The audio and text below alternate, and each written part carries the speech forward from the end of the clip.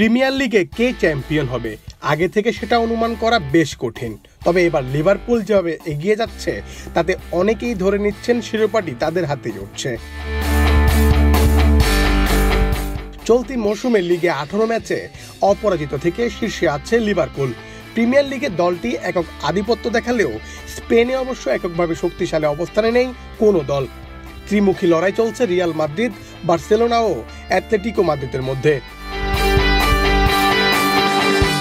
শিরোপার লড়াইয়ে খুব ভালোভাবে আছে রিয়াল মাদ্রিদ, অ্যাটলেটিকো মাদ্রিদ এবং বার্সেলোনা। অপরদিকে সিরিয়াতে সামনের দিনে লড়াইটা সীমিত হয়ে যেতে পারে নাপোলি ও ইন্টার মিলানের মধ্যে। আর বুন্দেসলিগায় লেভারকুসেনের সঙ্গে প্রতিনিয়ত দূরত্ব বাড়াচ্ছে বায়ার্ন মিউনিখ। চলতি সিজনে শীর্ষ 5 লিগের মধ্যে সবচেয়ে আলাদা প্রিমিয়ার লিগ।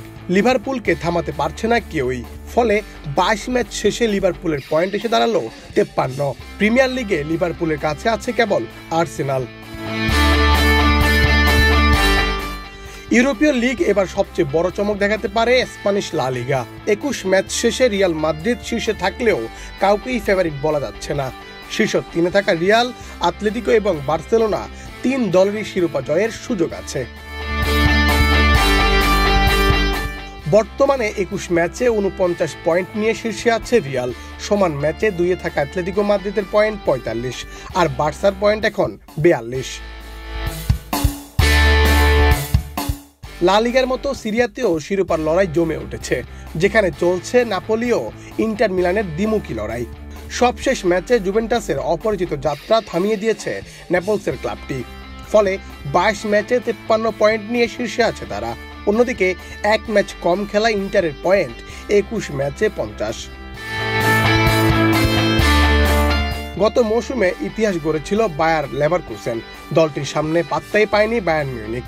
অপরাজিত থেকেই শিরোপা জিতেছিল জাবি অ্যালোনসোর দল। সেই লেভারকুসেন দারুণ ছন্দে আছেন এবারও, কিন্তু বায়ার্নের সঙ্গে লড়াইয়ে টিকে থাকতে এবার বেশ সংগ্রাম করতে হচ্ছে তাদের। 19 ম্যাচে বায়ার্নের পয়েন্ট 48, অন্যদিকে লেভারকুসেনের পয়েন্ট 19 ম্যাচে 42। তবে এখনই অবশ্য শেষ কথা বলার সুযোগ নেই, কারণ লিগে এখনো 15 ম্যাচ বাকি রয়েছে।